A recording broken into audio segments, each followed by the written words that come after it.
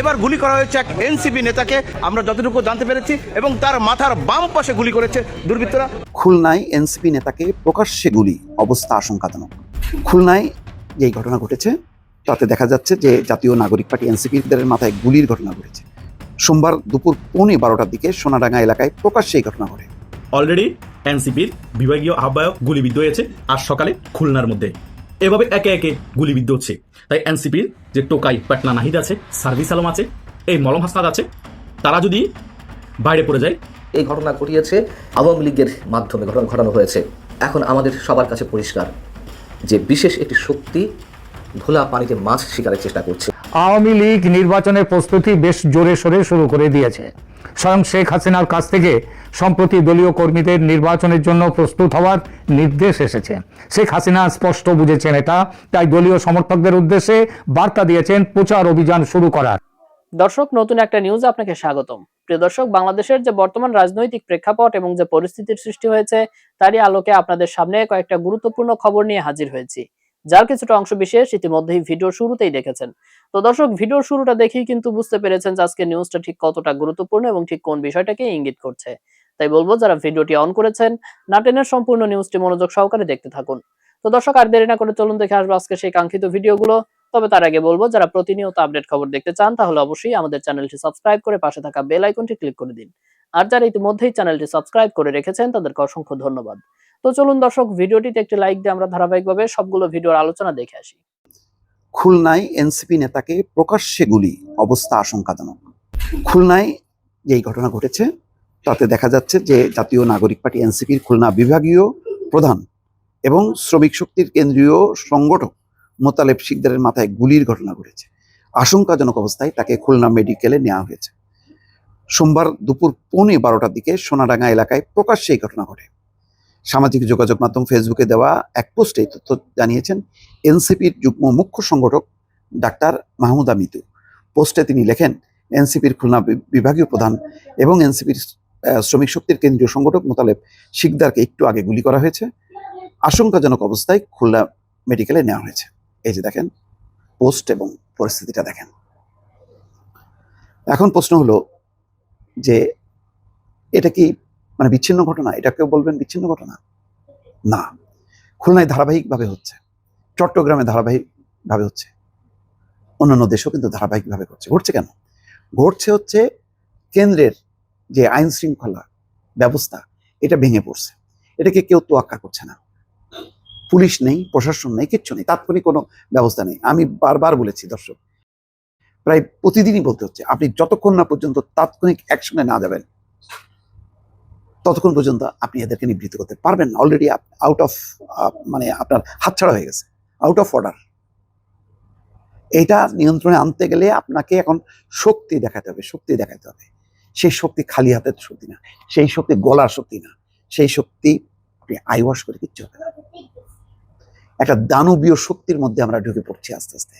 দানবীয় শক্তি আমাদেরকে গ্রাস করছে, এটা বিশ্বাস করবেন না। আরো কতজন যে যাবে, এখন তো ওসমান হাদি গেছে, আস্তে আস্তে আরো উপরে উঠবে। এই অবস্থা চলতে থাকলে আপনাদেরকে বললাম আরো উপরে উঠবে। কত উপরে উঠবে আমি জানি না। মনে করছেন যে আমি হুমকি দিচ্ছি? না, আমি মানে সন্তুষ্ট একটা পরিস্থিতি তৈরি করছি না, আমি সতর্ক করছি। কারণ আমি এটা আরো আগে, বেশ কিছুদিন আগে থেকে কিন্তু বলে আসছি, কিন্তু এটা কিন্তু কেউ তোয়াক্কা করছেন না। এইটা হইতে হইতে আজকে একটা দানবীয় আকার ধারণ করছে, নিয়ন্ত্রণের বাইরে চলে গেছে। আজকে খুলনায় হচ্ছে, কালকে চট্টগ্রামে হচ্ছে, কুষ্টিয়ায় হচ্ছে, এখানে ওখানে সমস্ত জায়গায় একটা ক্যান্সারের মতন ছড়ায় গেছে এই সন্ত্রাস। কারণ যারা ঘটনা ঘটাচ্ছে তারা মনে করছে যে তাদের কিছু হবে না, এবং হচ্ছেও না। কিছু আইওয়াশ ঘটনার একদিন দুদিন পর একটা মামলা হচ্ছে, একজন দুইজন আটক হচ্ছে, এটাই তো। ফলে আপনি অপরাধীদেরকে, দুর্বৃত্তদেরকে, দুষ্কৃতিকারীদেরকে দৌড়ের উপরে না রাখতে পারলে এই ঘটনা ঘটতেই থাকবে, চলতেই থাকবে। এবং নির্বাচন আসতে আসতে কি পরিস্থিতি হবে আমি শুধু সেটা কল্পনা করছি। দর্শক, 24 ঘন্টার মধ্যে বাংলাদেশের রাজনীতির সকল প্রেক্ষাপট চেঞ্জ হয়ে যাবে। জাস্ট 24 ঘন্টা। বাংলাদেশের মধ্যে শেখ হাসিনা ফিরে আসা বা সজীব ওয়াজেদ জয় ফিরে আসা বা সাইমা ওয়াজেদ জয় ফিরে আসা, একজন ফিরে আসতে পারলো 24 ঘন্টার মধ্যে ইতিহাস হবে এবং ইতিহাসের সকল রেকর্ড ভেঙে যাবে এবং বাংলাদেশে রাজনৈতিক সকল কিছু চেহারা পরিবর্তন হয়ে যাবে। অনেকেই মনে করেছেন শেখ হাসিনা ভারত চলে গিয়েছে, 5 আগস্ট আওয়ামী লীগের পতন হয়ে গিয়েছে, বাংলাদেশে আওয়ামী লীগ আর কখনো রাজনীতিতে ব্যাক করতে পারবে না। এবং শেখ হাসিনা বলেন, সজীব ওয়াজেদ জয় বলেন এবং সাইমা ওয়াজেদ পুতুল বলেন, তারা কখনোই বাংলাদেশে ফিরতে পারবে না, আর আওয়ামী লীগ কখনোই ক্ষমতায় আসতে পারবে না। সে কারণে আপনারা কি করছেন, বাংলাদেশের মধ্যে শেখ মুজিবের নামে যত কিছু আছে সকল কিছু মুছে দিচ্ছেন, শেখ হাসিনার নামে যত কিছু আছে সকল কিছু মুছে দিচ্ছেন, এবং আওয়ামী লীগের নেতাকর্মীদের নামে যত কিছু আছে সকল কিছু মুছে দিচ্ছেন। কিন্তু আপনারা ইতিহাস ভুলে গিয়েছেন। একটা জিনিস মাথায় রাখবেন, রাজনীতিতে শেষ বলতে কিছু নেই, এটা তো সকলেই মানেন, তাই নয় কি? শেখ হাসিনা পতন হয়ে গিয়েছে, আওয়ামী লীগ শেষ, আওয়ামী লীগ ফিরতে পারবে না মনে হচ্ছে, কিন্তু শেষ টাইমে গোলটা কিন্তু আওয়ামী লীগই করবে। 24 ঘন্টার মধ্যে বাংলাদেশের রাজনীতির সকল প্রেক্ষাপট চেঞ্জ হয়ে যাবে। জাস্ট 24 ঘন্টা। বাংলাদেশের মধ্যে শেখ হাসিনা ফিরে আসা বা সজীব ওয়াজেদ জয় ফিরে আসা বা সাইমা ওয়াজেদ জয় ফিরে আসা, একজন ফিরে আসতে পারলো, 24 ঘন্টার মধ্যে ইতিহাস হবে এবং ইতিহাসের সকল রেকর্ড ভেঙে যাবে এবং বাংলাদেশে রাজনৈতিক সকল কিছু চেহারা পরিবর্তন হয়ে যাবে। আপনারা গাদ্দাফির কথা তো মনে আছে, লিবিয়াতে গাদ্দাফিকে কি নৃশংসভাবে তার দেশের মানুষ হত্যা করেছিল। পরবর্তীতে সেই গাদ্দাফির ছেলেই কিন্তু লিবিয়ার প্রেসিডেন্ট প্রার্থী হয়েছিল এবং সেই দেশের লিবিয়ার মানুষ গাদ্দাফি মরে যাওয়ার পর আফসোস করেছিল, সম্পূর্ণ লিবিয়া ধ্বংস হয়ে গিয়েছে। ইরাকের সাদ্দাম হোসেনের কথা তো আপনাদের মনে আছে, সাদ্দাম হোসেনকে যখন আমেরিকা ধরে নিয়ে যায় এবং ফাঁসিতে ঝুলিয়ে দেয়, ইরাকের অনেক মানুষ খুশি হয়েছিল। পরবর্তী সময়ে যখন ইরাককে দখল করে ফেলে অর্ধেক, আমেরিকা সৈন্য ওইখানে সমাগম করে এবং ওদের অনেক বেস তৈরি করে রাখে আমেরিকা ইরাকের মধ্যে, তখন আফসোস করে এই সাদ্দাম হোসেনই ভালো ছিল, আমাদের দেশের জন্য অনেক কিছু করেছে। পৃথিবীতে এরকম অনেক নজির আছে। কিছুদিন আগে শ্রীলঙ্কার মধ্যেও কিন্তু জনরোষে রাজাপাকসে পতন হয়েছিল, পরবর্তী 1 বছরের মাথায় আবার রাজাপাকসে দেশে ফিরে আসেন এবং তার দল থেকে কিন্তু প্রেসিডেন্ট প্রার্থী হয়ে দাঁড়ায়। তাই পৃথিবীতে যে সকল বড় রাজনৈতিক দল আছে তাদের ফিরে আসার অনেক নজির আছে। পৃথিবীতে এই আওয়ামী লীগের আগে কার্যক্রম নিষেধাজ্ঞা দেওয়া হয়েছিল আরেকটি রাজনৈতিক দলের, ঘানার। সেই দলটা কিন্তু মুক্তিযুদ্ধের স্বাধীনতা অর্জনের জন্য ঘানার সকল সর্বসাধারণকে নেতৃত্ব দিয়েছিল, সেই দলের নেতৃত্বে ঘানা স্বাধীনতা অর্জন করেছিল। আবার সেই দলকে স্বাধীনতার পরে নিষিদ্ধ করা হয়েছিল, সেই দলও কিন্তু 10 থেকে 12 বছরের মধ্যে আবার ব্যাক করেছে। পৃথিবীতে এই দুইটাই নজির আছে যে স্বাধীনতা নেতৃত্ব দানকারী দুটা দলকে তার দেশে সরকার আসার পরে কার্যক্রম নিষিদ্ধ করেছে বা দলকে নিষিদ্ধ করেছে। কিন্তু আওয়ামী লীগের তো দল হিসেবে নিষিদ্ধ হয়নি, তাদের কার্যক্রম স্থগিত করে রাখা হয়েছে। যেখানে দলকে নিষিদ্ধ করে দেওয়া হয়েছিল সেখানে যদি 10-12 বছরের মধ্যে ঘানার মধ্যে সে রাজনৈতিক দল কামব্যাক করতে পারে, আওয়ামী লীগ তো আরো সাংগঠনিক এবং জনপ্রিয় দল এবং তাদের রাজনৈতিক কার্যক্রম স্থগিত করে রাখা হয়েছে। আওয়ামী লীগ তো এখনো জুডিকা মিছিল করছে, আওয়ামী লীগ এখনো প্রাসঙ্গিক, আওয়ামী লীগ নিয়ে এখনো কথা হচ্ছে, কথা বুঝেন নাই তো? আওয়ামী লীগ ফিরতে কি বেশি সময় লাগবে? আর আওয়ামী লীগের শীর্ষ পর্যায়ের নেতারা বাংলাদেশে ফিরে আসা শুরু করলেই মাত্র খেলা ঘুরে যাবে, আর শেখ হাসিনা ফিরে আসলে তো বাংলাদেশের চেহারা চেঞ্জ হয়ে যাবে। তাই 24 ঘন্টা, এটা মাথায় রাখবেন। যতই সময় যাক, 16 মাস যাক, 3 বছর যাক, 4 বছর যাক বা 2 বছর যাক, 24 ঘন্টার মধ্যে সকল কিছু পরিবর্তন হয়ে যাবে, সকল হতাশা কেটে যাবে, আর মনে প্রশ্ন থাকবে না কখন শেখ হাসিনা আসবে, কখন আওয়ামী লীগ ক্ষমতা আসবে, কখন আওয়ামী লীগ মাঠে নামবে। আরে ভাই, রাজনীতির পট পরিবর্তন হতে 24 ঘন্টার বেশি সময় লাগে না। শেখ হাসিনা যে ভারত চলে যাবে এবং শেখ হাসিনা যে 5 আগস্ট পতন হবে, আওয়ামী লীগের যে পতন হবে 3 তারিখ, এর আগে পর্যন্ত কেউ চিন্তা করেছিল? 4 তারিখও তো অনেকে চিন্তা করে নাই, তবুও তো 5 আগস্ট শেখ হাসিনা পতন হয়েছে, শেখ হাসিনা ভারত চলে যেতে হয়েছে না? 24 ঘন্টার মধ্যে রাজনৈতিক পট পরিবর্তন হয়ে যায়, অনেক কিছু চেঞ্জ হয়ে যায়। সেই কারণে আপনাদেরকে আমি সবসময় বলি, ধৈর্য ধরেন। ধৈর্য যারা ধরে তাদের সাথে আল্লাহ থাকে এবং আল্লাহ তাদেরকে সাহায্য করে। আওয়ামী লীগ এখন কারোর উপর দমন নিপীড়ন চালাচ্ছে না, আওয়ামী লীগ কারো ক্ষতি করতেছে না, বরং আওয়ামী লীগ দমন নিপীড়নের শিকার হচ্ছে, আওয়ামী লীগের উপর ক্ষতি করা হচ্ছে, আওয়ামী লীগের সকল ব্যবসা প্রতিষ্ঠান ধ্বংস করে দেওয়া হচ্ছে। যারা এখন নিরীহ, যাদের উপর এখন ধ্বংসযজ্ঞ চালানো হচ্ছে, অত্যাচার করা হচ্ছে, তাদের উপর আল্লাহ শান্তি বিরাজ করবে এবং আল্লাহ তাদের পাশে থাকবে। এই সকল বিষয়ের কারণে আওয়ামী লীগ আবার ফিরে আসবে, কারণ নিপীড়িতদের পাশে আল্লাহ সবসময় থাকে। শেখ হাসিনা 16 বছরের শাসন আমলে হয়তো অনেক ভুল বিচ্ছুতি ছিল বিধায় আল্লাহ শেখ হাসিনার থেকে সরে গিয়ে আওয়ামী লীগের পাশ থেকে সরে গিয়ে হয়তোবা নারাজ ছিলেন বিধায় এভাবে পতন হয়েছে। এখন আবার আওয়ামী লীগের উপর অত্যাচার, টর্চার, নিপীড়ন, গুম, হত্যা করা হচ্ছে, এখন আবার আল্লাহ আওয়ামী লীগের পাশে আছে, আবার আওয়ামী লীগ ফিরে আসবে। এই সকল অত্যাচারিকারদেরকে আল্লাহ ধ্বংস করে দিবে, এটা আপনারা মনে মনে বিশ্বাস রাখেন। আমি আপনাদেরকে বলছি, এমন একটি ঘটনা ঘটবে, এটা মিরাকেল বলতে পারেন, 24 ঘন্টার মধ্যে সকল কিছু চেঞ্জ হয়ে যাবে। হয়তোবা ঘুম যাচ্ছেন আপনারা, সকল উঠে দেখবেন অনেক কিছু প্রেক্ষাপট চেঞ্জ হয়ে গিয়েছে, হতাশা সকল কিছু কেটে গিয়েছে, আপনারা উজ্জীবিত হয়ে গিয়েছেন। মনে হবে যে আমি কালকে রাজপথে নামবো, সকলের রাজপথ অটোমেটিক নেমে যাবেন, জনগণ তখন রাজপথে নামবে। এটাই হচ্ছে বাস্তবতা, এটাই হচ্ছে রাজনীতি। পৃথিবীতে এরকম ফিরে আসার গল্প ইতিহাসে অনেক আছে, আর বাংলাদেশে তো বারে বারে এরকম সকল রাজনৈতিক দল ফিরে এসেছে। আমরা নিজেরাও বলতাম বিএনপি 2041 সালের আগে ক্ষমতায় আসতে পারবে না, বিএনপি কখনো শেখ হাসিনা মারা যাওয়ার আগে ক্ষমতায় আসতে পারবে না, আওয়ামী লীগ ক্ষমতায় থাকবে, বিএনপি শেষ। কিন্তু এখন দেখেন বিএনপি বাংলাদেশের সবচেয়ে বড় দল, আওয়ামী লীগ ছাড়া, এবং ক্ষমতায় আসার দরে সবচেয়ে আগায় আছে। জামাত কোনো নিশ্চিহ্ন অবস্থায় ছিল, জামাতের কোনো কথাই ছিল না বাংলাদেশে, জামাতের কোনো কর্মী দেখতে পাইনি, ডাইনে বামে অলিতে গলিতে শুধু আওয়ামী লীগের কর্মী দেখতে পেয়েছে। আজকে জামাত দেখেন দাপটেশ্বরী রাজনীতি করছে, সকল জায়গায় এখন মনে হয় সকলেই জামাত শিবির করে। এটাই হচ্ছে রাজনীতির বাস্তবতা। তাই আওয়ামী লীগকে নিয়ে তো টেনশনের কিছু নেই, আওয়ামী লীগ 24 ঘন্টার মধ্যে খেলা ঘুরিয়ে দিবে, আবার রাজপথ দখল করবে, আবার ক্ষমতায় আসবে এবং ইতিহাস রেকর্ড করবে। শেখ হাসিনা যদি দেশে ফিরে নাও আসতে পারে, মারাও যায়, সজীব ওয়াজেদ জয় ফিরে আসবে। আবার সে যে প্রধানমন্ত্রী হবে না সেটাও আপনারা বলতে পারেন না 100%। হয়তো সজীব ওয়াজেদ জয় ক্ষমতায় আওয়ামী লীগের সাথে প্রধানমন্ত্রী হবে বা সাইমন ওয়াজেদ পুত্র, দুজন থেকে একজনই হবে। শেখ হাসিনার পরবর্তী সময়ে উত্তরসূরি এই দুজনই। ইতিহাসে এরকম হরর ঘটনা হয়েছে, এখন আপনাদের চোখের সামনে আমি তো উদাহরণ দিয়েছি কয়েকটা। এটাই হচ্ছে বাস্তবতা। দর্শক, দেশ যে একটা তুমুল রক্তক্ষয়ী সংঘর্ষের দিকে এগোচ্ছে এই কথা নিশ্চয়ই এখন আর ভুল বলে মনে করার কিছু নেই। আমরা আতঙ্কিত, শঙ্কিত। নতুন করে যে সংবাদটি শুনলাম তা বিষয়টিকে আরও স্পষ্ট করে তুলছে। আমরা শুনতে পেলাম যে দুর্বৃত্তের গুলিতে আহত হয়েছেন জাতীয় নাগরিক পার্টি এনসিপির খুলনা বিভাগীয় প্রধান এবং এনসিপির যে সহযোগী সংগঠন জাতীয় শ্রমিক শক্তি তার কেন্দ্রীয় সংগঠক মোতালেব শিকদারকে মাথায় গুলি করে আহত করা হয়েছে। তিনি আশঙ্কাজনক অবস্থায় রয়েছেন। বেলা 12:15টার দিকে এই ঘটনা ঘটে। আমরা নিঃসন্দেহের তীব্র নিন্দা জানাই, প্রতিবাদ জানাই। কিন্তু প্রশ্ন হচ্ছে, এই যে নিন্দা জানাচ্ছি, এই যে প্রতিবাদ জানাচ্ছি, তাতে আসলে কি হচ্ছে? যারা বিশেষ ষড়যন্ত্রে লিপ্ত হয়ে উঠেছেন তাতে কি এই নিন্দা, এই প্রতিবাদগুলো তাদের কর্ণকুহরে পৌঁছে কোনো ধরনের প্রতিক্রিয়া সৃষ্টি করতে পারছে? না, তারা তাদের উদ্দেশ্যের দিকেই ধাবিত হচ্ছে। কদিন আগে ইনকিলাব মঞ্চের আহ্বায়ক শরীফ ওসমান হাদিকে গুলি করা হলো। তারপরের কি অবস্থাটা তো আমরা সবাই জানি। তাকে ভাগ্যের নির্মম পরিহাস বরণ করতে হলো। এবং এই ঘটনাকে কেন্দ্র করে যেদিন হাদিকে গুলি করা হলো সেই দিনই বিএনপি এবং জামাত একে অপরকে দায়ী করে নানান ধরনের মন্তব্য করা শুরু করলো। আবার সরকারের পক্ষ থেকে বলা হলো, দাবি করা হলো যে এই ঘটনা ঘটিয়েছে আওয়ামী লীগের মাধ্যমে ঘটানো হয়েছে। এখন আমাদের সবার কাছে পরিষ্কার যে বিশেষ একটি শক্তি ঘোলা পানিতে মাছ শিকারের চেষ্টা করছে। উদ্দেশ্য কি? উদ্দেশ্য এর আগেও বলেছি, এখনও বলছি, উদ্দেশ্য 12ই ফেব্রুয়ারি নির্বাচনে যে তফসিল ঘোষণা করা হয়েছে সেই নির্বাচনকে প্রতিহত করা, সেই নির্বাচনকে প্রলম্বিত করা। আর তার আগে বিএনপির ভারপ্রাপ্ত চেয়ারপারসন তারেক রহমান যে দেশে আসার প্রস্তুতি নিচ্ছেন, মোটামুটি সব দিক থেকে নিশ্চিত যে তিনি 25শে ডিসেম্বর দেশে ফিরবেন, তার এই দেশে আসার ঠেকানোটা অন্যতম প্রতিরোধ। নইলে কেন বিভিন্ন কর্নার থেকে এই ধরনের কথা উচ্চারিত হবে যে 25শে ডিসেম্বরের মধ্যে ভারতে পালিয়ে থাকা খুনি বা শেখ হাসিনা সহ তার দলের নেতাদের ফিরিয়ে না দেওয়া হলে 25শে ডিসেম্বর ভারতের বাংলাদেশে অবস্থিত ভারতের বিভিন্ন স্থাপনায় হাইকমিশন অফিস গুড়িয়ে দেওয়া হবে, জ্বালিয়ে দেওয়া হবে, ঘেরাও করা হবে। কেন বেছে 25শে ডিসেম্বর শব্দটি তারা উচ্চারণ করছে? কেন 20শে ডিসেম্বর নয়? কেন 30শে ডিসেম্বর নয়? কারা নির্বাচন প্রলম্বিত করতে চায় এটি আমাদের কাছে একেবারে স্পষ্ট।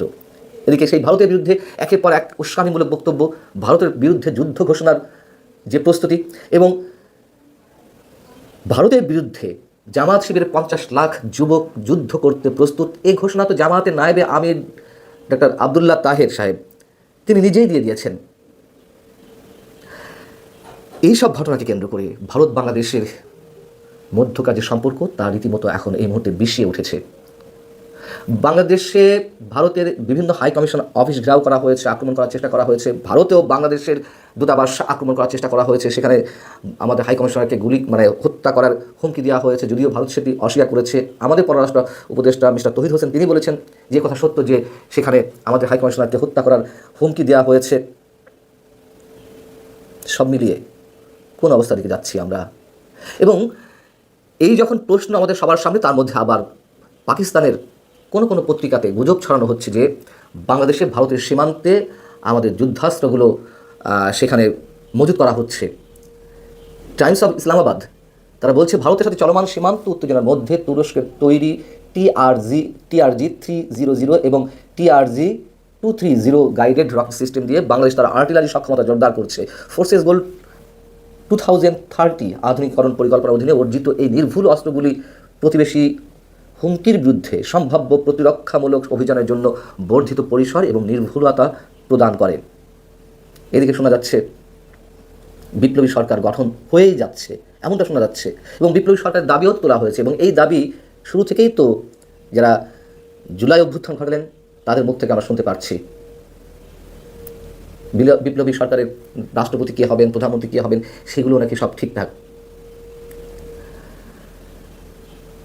এই কথা তো সত্য যে 5 আগস্টের পর থেকে মৌলবাদী সাম্প্রদায়িক শক্তির একটা উত্থানের চেষ্টা আমরা দেখতে পাচ্ছি। এই বাংলাদেশের ভূমি তাদের জন্য একটা উর্বর স্থানে পরিণত হয়েছে। মুক্তিযোদ্ধাদের বা মুক্তিযুদ্ধের সপক্ষের শক্তিকে টার্গেট করা হয়েছে।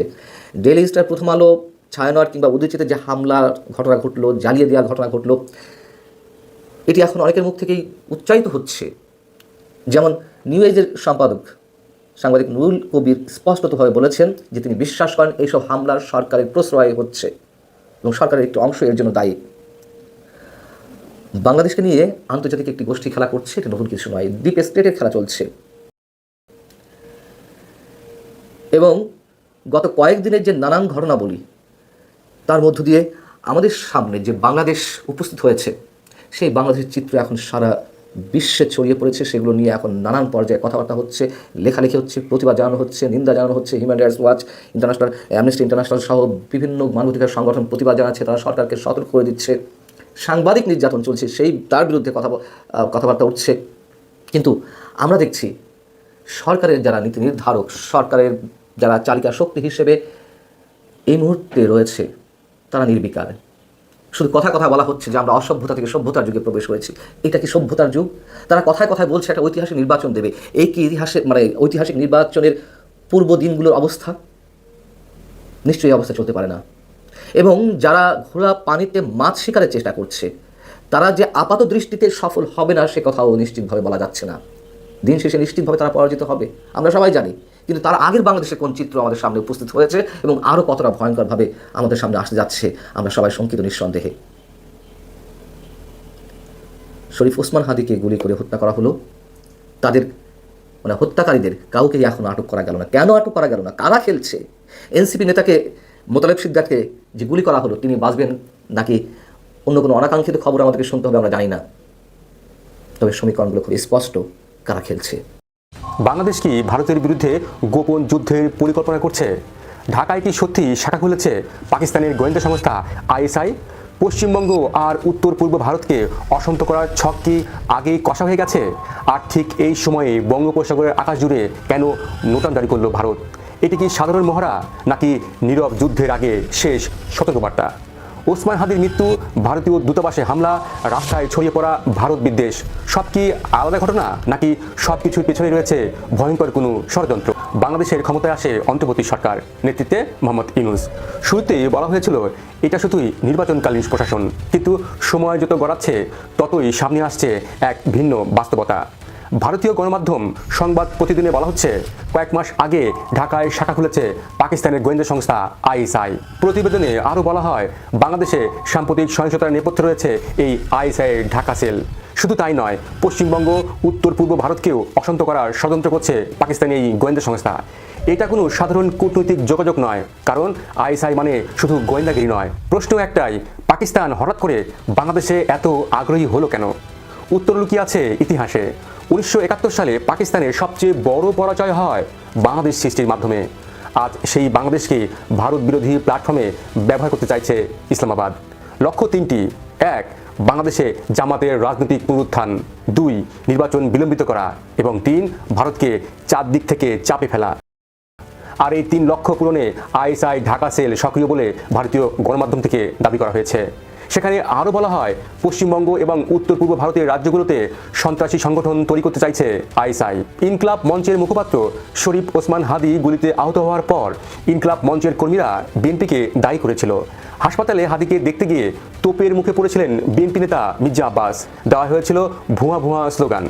এরপর গুলির ঘটনার দায় চাপানো হয় নিষিদ্ধ আওয়ামী লীগের উপর। কিন্তু 24 ঘন্টা যেতে না যেতেই অভিযুক্ত করা হয় ভারতকে। হাদির মৃত্যুর পরপরই বাংলাদেশ জুড়ে ছড়িয়ে দেওয়া হয় ভারত বিদ্বেষ। এই অস্থিরতার মধ্য দিয়ে আওয়ামীপন্থীরা কোণঠাসা, মৌলবাদ বিরোধীরা চুপ, আর চরমপন্থীরা দখলে নেয় রাস্তা। এটা শুধু সহিংসতা নয়, এটা তথ্যযুদ্ধ। Social media, YouTube, Facebook live, সব জায়গায় একটাই ন্যারেটিভ, বাংলাদেশের সব সমস্যার জন্য দায়ী ভারত। চট্টগ্রামে ভারতীয় সহকারী হাইকমিশনে পাথরছোড়া, ঢাকায় হাইকমিশনের অবরোধ, এগুলো কূটনৈতিক অপরাধ। কিন্তু প্রশ্ন হলো বাংলাদেশ সরকার করলো কি? প্রায় কিছুই করেনি। পুলিশের হাতে ক্ষমতা ছিল, কিন্তু তারা নিষ্ক্রিয়। কারণ পরিষ্কার, যদি কঠোর ব্যবস্থা নেওয়া হতো তাহলে সেটাকে বলা হতো ভারত বিরোধীদের দমন করা হচ্ছে।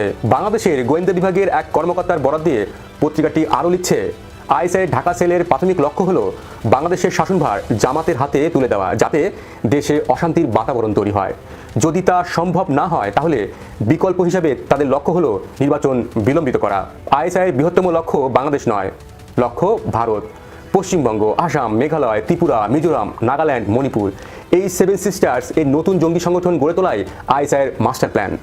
বাংলাদেশ সীমান্ত ব্যবহার করে অনুপ্রবেশ সহজ করাই মূল উদ্দেশ্য তাদের। আর ঠিক এই কারণেই ভারতের নিরাপত্তা মহল অত্যন্ত সতর্ক। এই উত্তপ্ত পরিস্থিতির মধ্যে ভারত জারি করেছে নোটাম। বঙ্গোপসাগরের ৩,২৪০ কিলোমিটার এলাকা জুড়ে। সময় 22 ডিসেম্বর ভোর 4:30 থেকে 24 ডিসেম্বর সকাল 8:30 পর্যন্ত। বিশেষজ্ঞদের মতে এটা রুটিন নয়, এটা দূরপাল্লার কৌশলগত পরীক্ষার প্রস্তুতি। এর আগেও 11 ডিসেম্বর, 17 থেকে 20 ডিসেম্বর এই ধরনের নোটাম জারি করা হয়েছিল। এত ঘন ঘন নোটাম স্রেফ কাকতালীয় নয়। 20 আগস্ট অগ্নি-5 ছড়া হয়েছিল। ভারতের উড়িষ্যা থেকে উৎক্ষেপণ দেখা গিয়েছিল বাংলাদেশের একাধিক এলাকা থেকে। এটা শুধু পরীক্ষা নয়, একটা বার্তা। চীন সফরে গিয়ে মোহাম্মদ ইউনূস বলেছিলেন, বাংলাদেশ উত্তর পূর্ব ভারতের সমুদ্রের গার্ডিয়ান। ভারতীয় কূটনীতিক মহল এই মন্তব্য ভীষণভাবে গুরুত্ব দিয়েছে। আর ঠিক তারপরে একের পর এক নোটাম, মিসাইল টেস্ট, 850টি কামিকাজি ড্রোন কেনার সিদ্ধান্ত। বার্তাটা পরিষ্কার, বঙ্গোপসাগরের প্রকৃত অভিভাবক কে তা নিয়ে কোনো বিভ্রান্তি নেই। ভারত এখন চুপচাপ কিন্তু নিষ্ক্রিয় নয়। সীমান্তে সেনা কর্মকর্তার পরিদর্শন, সমুদ্রে কৌশলগত প্রস্তুতি, এই সবই ইঙ্গিত দেয় ভারত পরিস্থিতি খুব গভীরভাবে পর্যবেক্ষণ করছে। এই লড়াই শুধু সীমান্তে নয়, এই লড়াই ন্যারেটিভের, এই লড়াই ভবিষ্যতের। ভারতের এই প্রস্তুতি বাংলাদেশের জন্য কতটা বিপজ্জনক? ভারত কি এবার বড় পদক্ষেপ নিতে পারে? তো দর্শক, দেখলেন আজকের সবগুলো ভিডিও। আর এই ভিডিওগুলো সম্পর্কিত যদি কোনো তথ্য বা মতামত থাকে তাহলে তো অবশ্যই কমেন্ট করে জানিয়ে দিন। এতক্ষণ সাথে থাকার জন্য ধন্যবাদ। নিউজটি শেষ করছে এখানেই, ফিরছে আগামী ভিডিওতে নতুন কোনো টপিক নিয়ে। আল্লাহ হাফেজ।